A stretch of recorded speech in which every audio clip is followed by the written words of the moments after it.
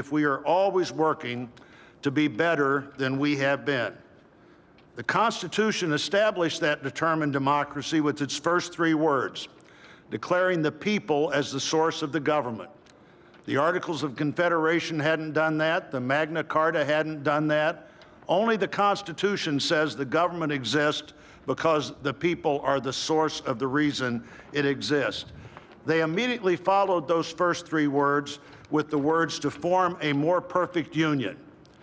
The founders did not say to form a perfect union. They did not claim that in our new country nothing would need to be improved. Fortunately, they understood that always working to be better would be the hallmark of a great democracy. The freedoms we have today, the nation we have today, is not here just because it happened, and they aren't complete. A great democracy working through the successes and failures of our history, striving to be better than it had been. And we are more than we have been, and we are less than we hope to be. The assault on our Capitol at this very place just 2 weeks ago reminds us that a government designed to balance and check itself is both fragile and resilient. During the last year, the pandemic challenged our free and open society and called for extraordinary determination and sacrifice, and still challenges us today. Meeting that challenge head on have been and are healthcare workers, scientists, first responders, essential frontline workers, and so many others we depend on in so many ways. Today we come to this moment, people all over the world, as we're here, are watching and will watch what we do here. Our government comes together. The Congress and the courts join the transition of executive responsibility. One political party more pleased today and on every inaugural day than the other. But this is not a moment of division, it's a moment of unification. A new administration begins and brings with it a new beginning. And with that, our great national debate goes forward, and a determined democracy will continue to be essential in pursuit of a more perfect union and a better future for all Americans. What a privilege for me to join you today. Thank you.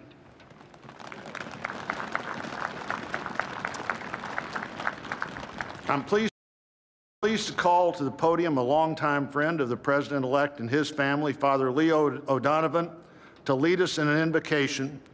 Please stand if you are able and remain standing for the national anthem and the pledge to our flag.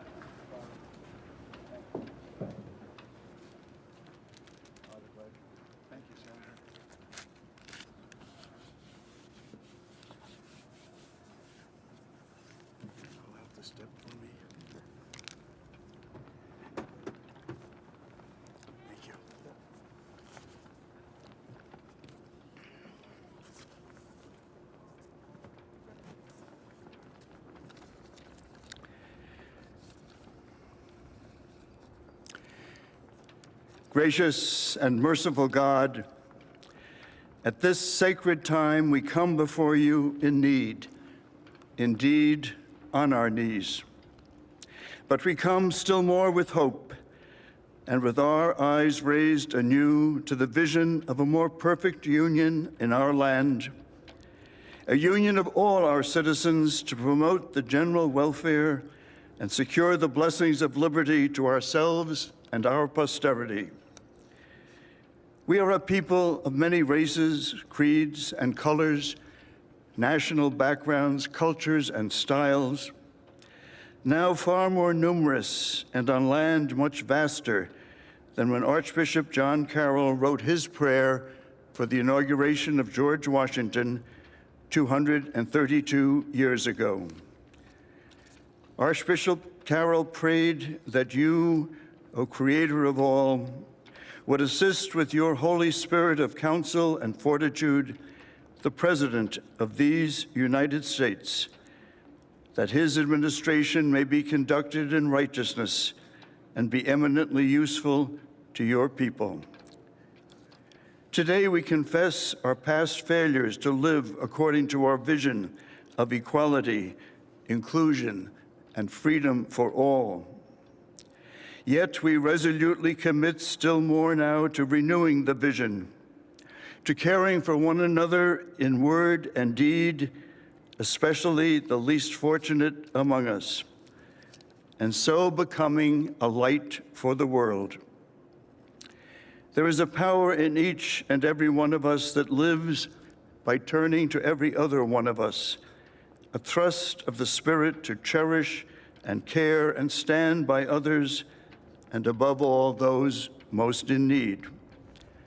It is called love, and its path is to give ever more of itself.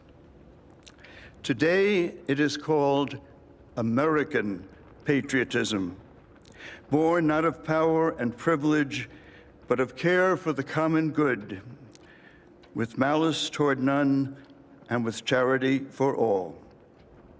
For our new president, we beg of you the wisdom Solomon sought when he knelt before you and prayed for an understanding heart so that I can govern your people and know the difference between right and wrong. We trust in the counsel of the letter of James. If any of you lacks wisdom, you should ask God, who gives generously to all without finding fault, and it will be given to you. Pope Francis has reminded us how important it is to dream together. By ourselves, he wrote, we risk seeing mirages, things that are not there. Dreams, on the other hand, are built together. Be with us, holy mystery of love, as we dream together. Help us under our new president to reconcile the people of our land, restore our dream and invest it with peace and justice and the joy that is the overflow of love. To the glory of your name, forever, amen.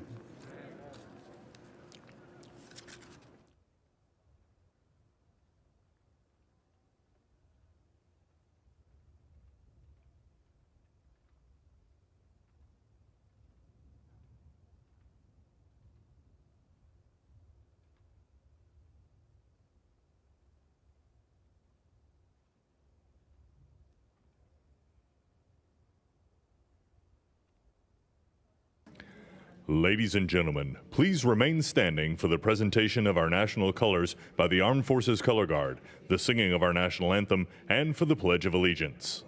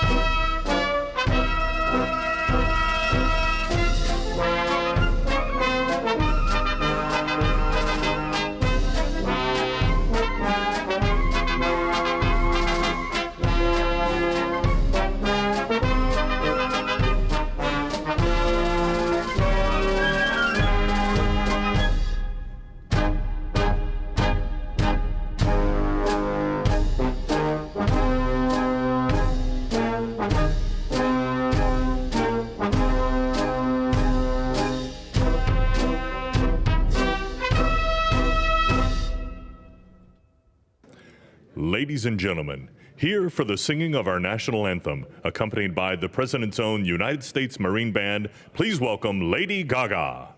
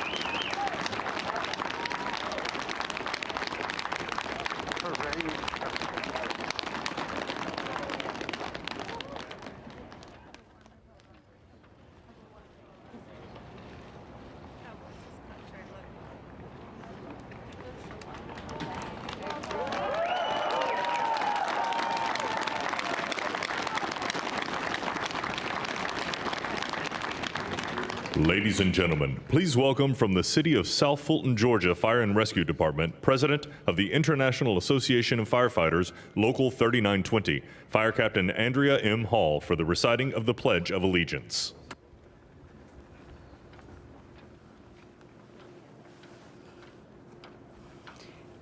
I pledge allegiance to the flag of the United States of America and to the republic for which it stands, one nation, under God, indivisible, with liberty and justice for all.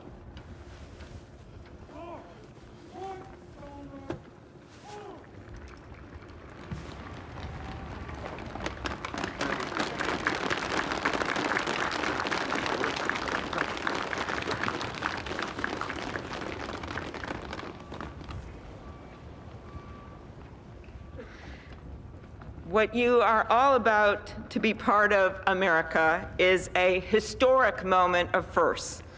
To administer the oath to our first African American, our first Asian American, and our first woman vice president, Kamala Harris, it is my great privilege to welcome to the inaugural stage the first Latina to ever serve on the Supreme Court of the United States of America, Justice Sonia Sotomayor. Ladies and gentlemen, please remain standing for the oath of office, followed by musical honors.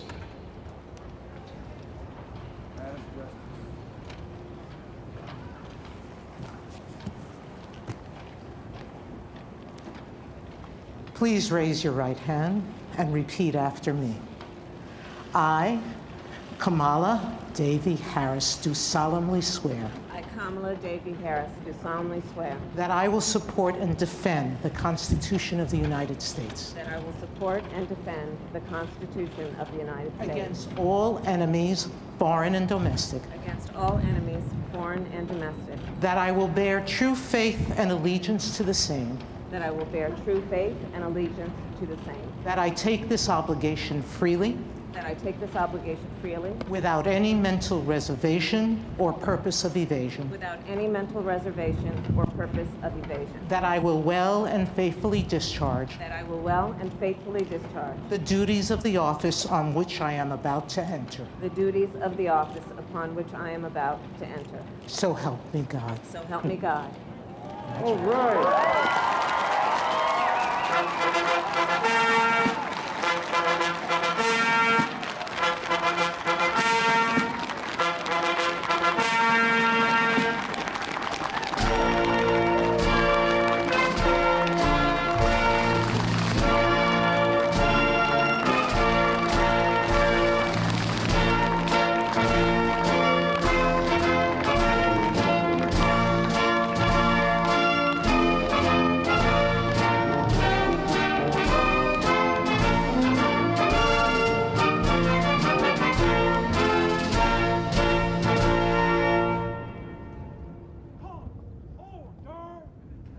Ladies and gentlemen, please be seated.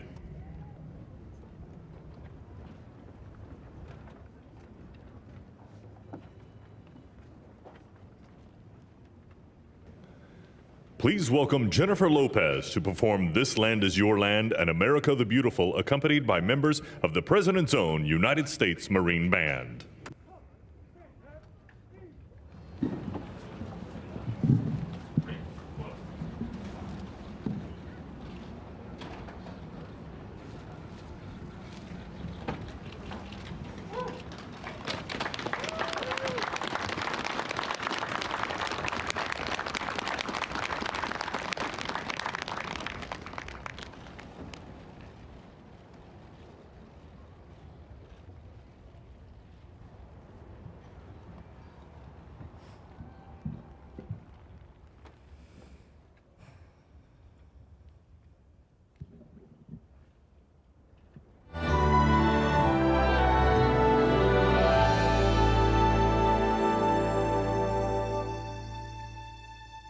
This land is your land. This land is my land. From California the New York Islands, from the redwood forest to the Gulf Stream waters. This land was made for you and me. As I went walking down that ribbon of highway, I saw above me that endless skyway. I saw below me that golden valley. This land was made for you and me. Oh, this land, oh, this land. This land was made for you and me. Oh, this land, oh, this land. This land was made for you and me. You and me.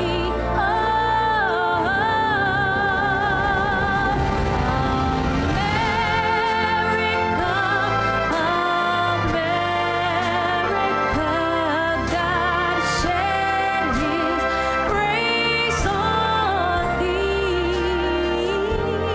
and crowned thy good with brotherhood.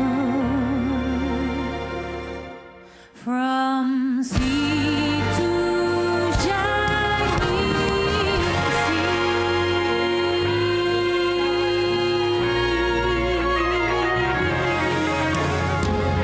Una nación bajo Dios, indivisible, con libertad y justicia para todos. Let's get loud.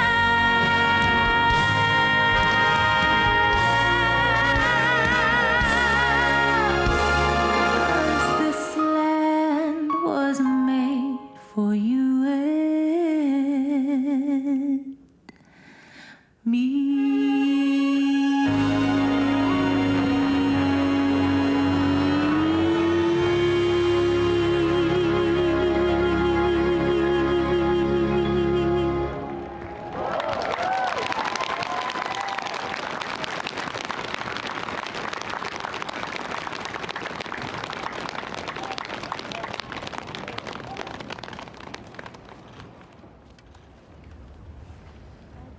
Well, that was great. The sun is shining, and Mr. President-elect, this is the first inauguration in the history of America where J-Lo was the warm-up act for Chief Justice Roberts.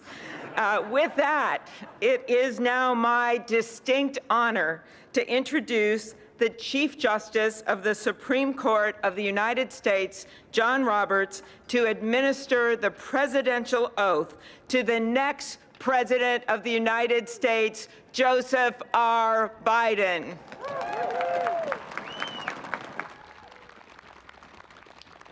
Ladies and gentlemen, please stand for the oath of office, followed by musical honors.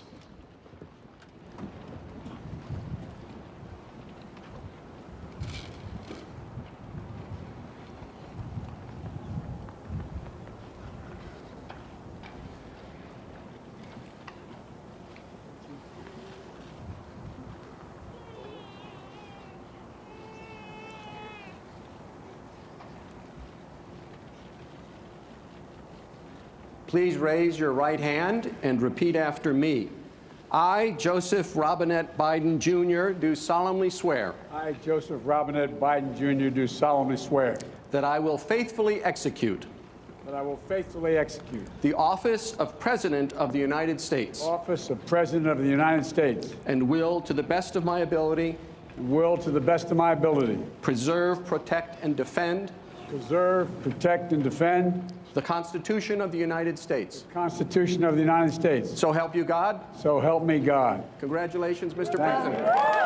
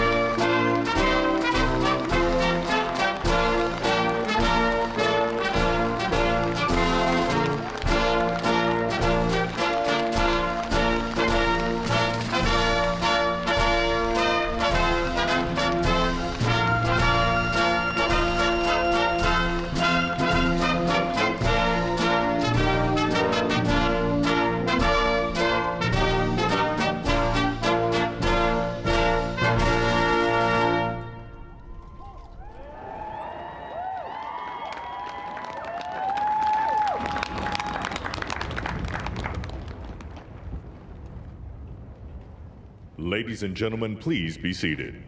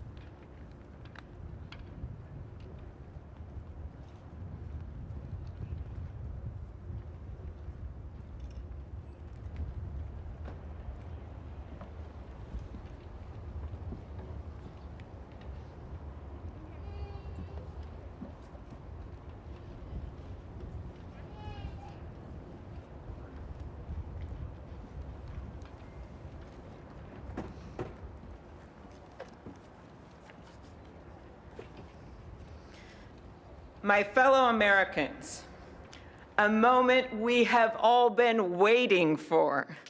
It is now my great privilege and high honor to be the first person to officially introduce the 46th President of the United States, Joseph R. Biden, Jr.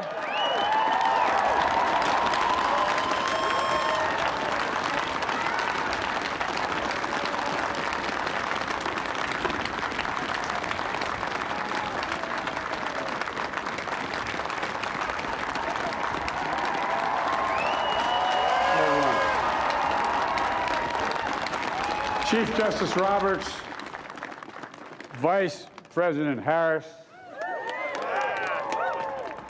Speaker Pelosi, Leader Schumer, Leader McConnell, Vice President Pence, and my distinguished guests, my fellow Americans. This is America's day.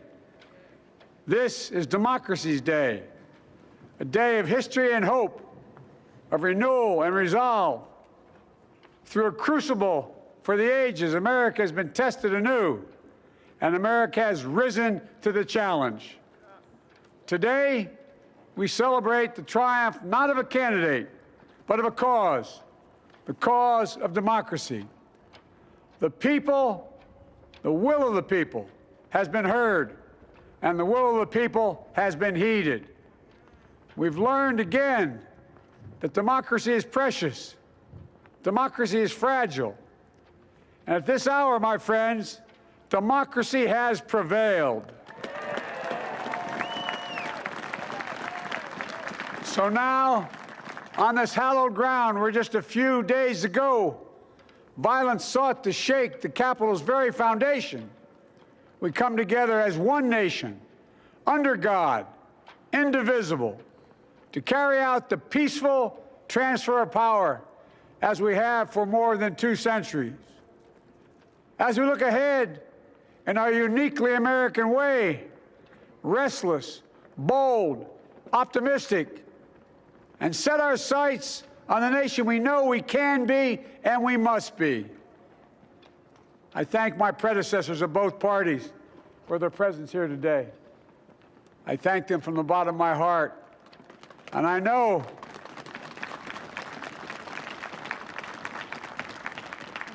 the resilience of our Constitution and the strength of our nation, as does President Carter, who I spoke with last night, who cannot be with us today, but whom we salute for his lifetime in service. I've just taken the sacred oath each of those patriots have taken, the oath first sworn by George Washington. But the American story depends not on any one of us, not on some of us, but on all of us, on we, the people, who seek a more perfect union. This is a great nation, We are good people. And over the centuries, through storm and strife, in peace and in war, we've come so far. But we still have far to go. We'll press forward with speed and urgency, for we have much to do in this winter of peril and significant possibilities. Much to repair, much to restore, much to heal, much to build, and much to gain.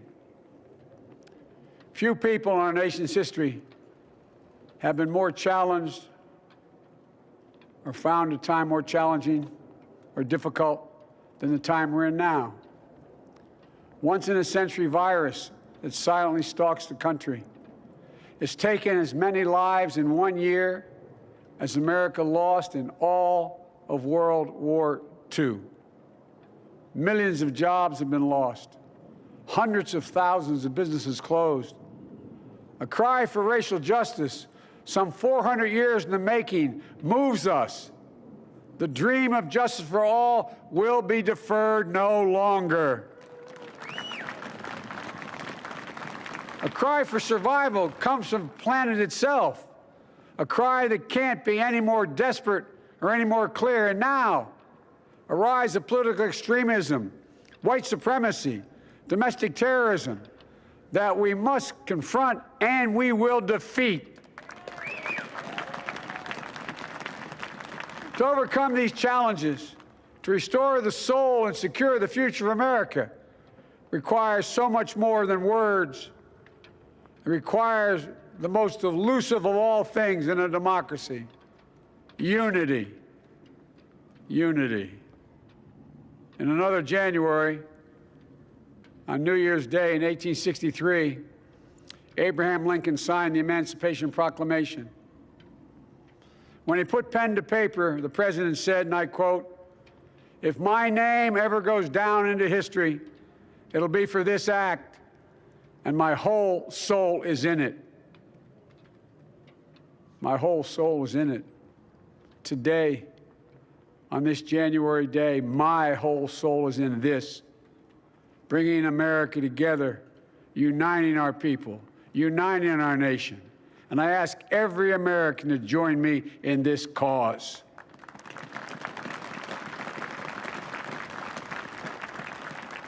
Uniting to fight the foes we face: anger, resentment and hatred, extremism, lawlessness, violence, disease, joblessness, and hopelessness. With unity, we can do great things, important things. We can right wrongs. We can put people to work in good jobs. We can teach our children in safe schools. We can overcome the deadly virus. We can reward work and rebuild the middle class and make health care secure for all. We can deliver racial justice, and we can make America once again the leading force for good in the world. I know speaking of unity can sound to some like a foolish fantasy these days. I know the forces that divide us are deep and they are real. But I also know they are not new. Our history has been a constant struggle between the American ideal that we're all created equal and the harsh, ugly reality that racism, nativism, fear, demonization have long torn us apart. The battle is perennial, and victory is never assured. Through Civil War, the Great Depression, World War, 9/11, through struggle, sacrifice, and setbacks, our better angels have always prevailed. In each of these moments, enough of us have come together to carry all of us forward. And we can do that now. History, faith, and reason show the way of unity. We can see each other not as adversaries, but as neighbors. We can treat each other with dignity and respect. We can join forces, stop the shouting, and lower the temperature. For without unity, there is no peace, only bitterness and fury. No progress, only exhausting outrage. no nation, only a state of chaos. This is our historic moment of crisis and challenge, and unity is the path forward. And we must meet this moment as the United States of America. If we do that, I guarantee you we will not fail. We have never, ever, ever, ever failed in America when we've acted together. And so today, at this time, in this place, let's start afresh, all of us. Let's begin to listen to one another again, hear one another, see one another, show respect to one another. Politics doesn't have to be a raging fire, destroying everything in its path. Every disagreement doesn't have to be a cause for total war. And we must reject the culture in which facts themselves are manipulated and even manufactured.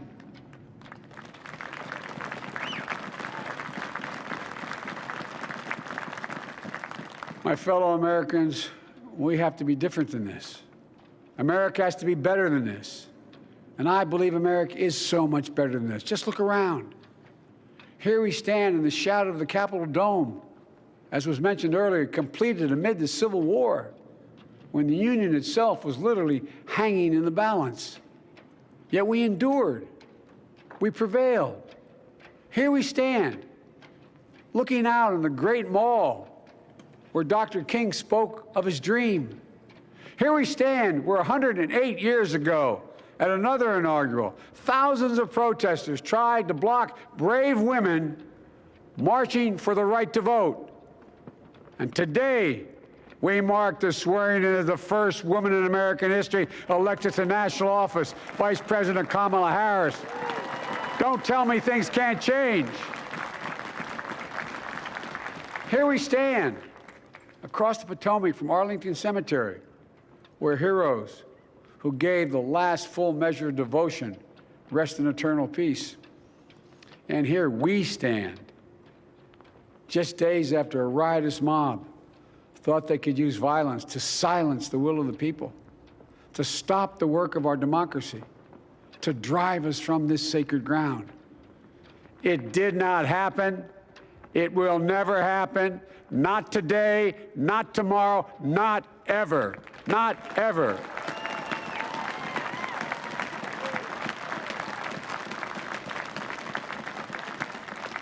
To all those who supported our campaign, I'm humbled by the faith you've placed in us. To all those who did not support us, let me say this. Hear me out as we move forward. Take a measure of me and my heart. And if you still disagree, so be it. That's democracy. That's America. The right to dissent peaceably within the guardrails of our republic is perhaps this nation's greatest strength. Yet hear me clearly. Disagreement must not lead to disunion. And I pledge this to you. I will be a president for all Americans. All Americans. And I promise you, I will fight as hard for those who did not support me as for those who did.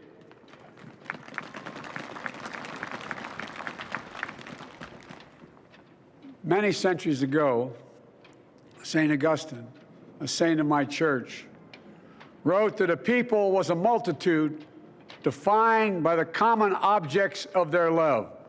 Defined by the common objects of their love. What are the common objects we as Americans love that define us as Americans? I think we know. Opportunity, security, liberty, dignity, respect, honor, and yes, the truth. Recent weeks and months have taught us a painful lesson. There is truth and there are lies. Lies told for power and for profit.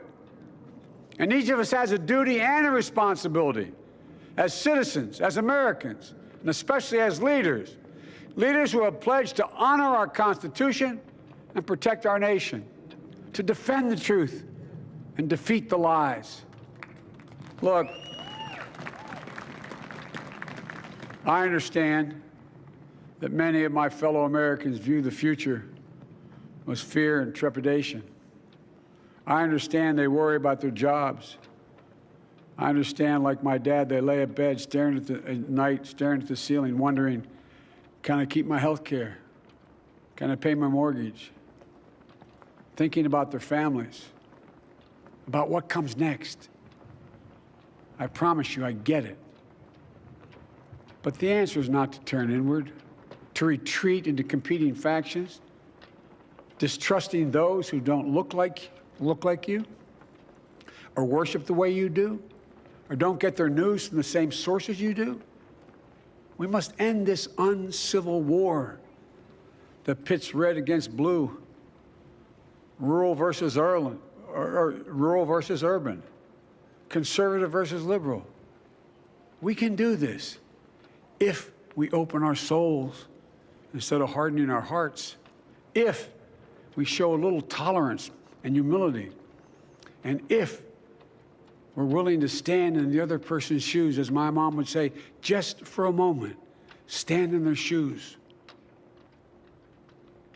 Because here's the thing about life. There's no accounting for what fate will deal you. Some days, when you need a hand. There are other days when we're called to lend a hand. That's how it has to be. That's what we do for one another. And if we are this way, our country will be stronger, more prosperous, more ready for the future. And we can still disagree. My fellow Americans, in the work ahead of us, we're going to need each other. We need all our strength to persevere through this dark winter. We're entering what may be the toughest and deadliest period of the virus. We must set aside politics and finally face this pandemic as one nation. One nation. And I promise you this, as the Bible says, weeping may endure for a night, but joy cometh in the morning. We will get through this together. Together. Look, folks, all my colleagues I serve with in the House and the Senate up here, we all understand the world is watching all of us today. So here's my message to those beyond our borders. America has been tested, and we've come out stronger for it. We will repair our alliances and engage with the world once again, not to meet yesterday's challenges, but today's and tomorrow's challenges. And we'll lead not merely by the example of our power, but by the power of our example.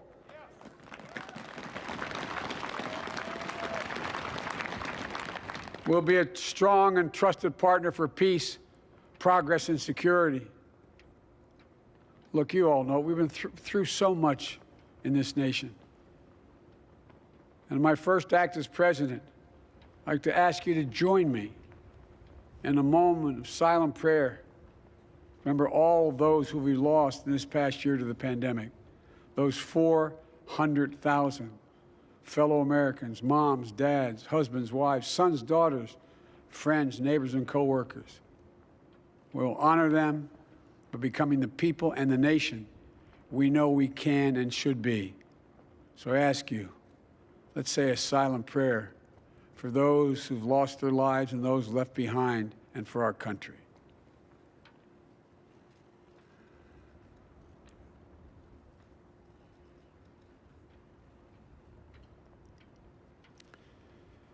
Amen. Folks, this is a time of testing. We face an attack on our democracy and on truth, a raging virus, growing inequity, the sting of systemic racism, a climate in crisis, America's role in the world. Any one of these would be enough to challenge us in profound ways. But the fact is, we face them all at once, presenting this nation with one of the gravest responsibilities we've had. Now we're going to be tested. Are we going to step up all of us.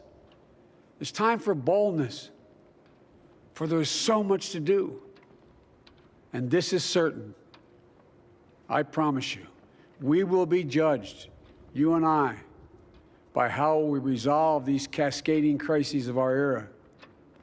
We will rise to the occasion is the question. Will we master this rare and difficult hour? Will we meet our obligations and pass along a new and better world to our children? I believe we must. I'm sure you do as well. I believe we will. And when we do, we'll write the next great chapter in the history of the United States of America, the American story. A story that might sound something like a song that means a lot to me. It's called American Anthem. There's one verse that stands out, at least for me, and it goes like this.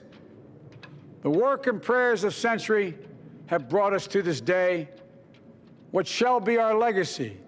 What will our children say? Let me know in my heart when my days are through, America, America, I gave my best to you. Let's us add our own work and prayers to the unfolding story of our great nation. If we do this, then when our days are through, our children and our children's children will say of us, they gave their best, they did their duty, they healed a broken land. My fellow Americans, I close the day where I began, with the sacred oath. Before God and all of you, I give you my word. I will always level with you. I will defend the Constitution. I'll defend our democracy. I'll defend America. And I'll give all of you, keep everything I do in your service, thinking not of power, but of possibilities, not of personal interest, but the public good. And together, we shall write an American story of hope, not fear, of unity, not division, of light, not darkness, a story of decency and dignity, love and healing, greatness and goodness. May this be the story that guides us, the story that inspires us, and the story that tells ages yet to come that we answered the call of history. We met the moment. Democracy and hope, truth and justice did not die on our watch, but thrived. That America secured liberty at home and stood once again as a beacon to the world. That is what we owe our forebears, one another, and generation to follow. So, with purpose and resolve, we turn to those tasks of our time, sustained by faith, driven by conviction, and devoted to one another and the country we love with all our hearts. May God bless America, and may God protect our troops. Thank you, America.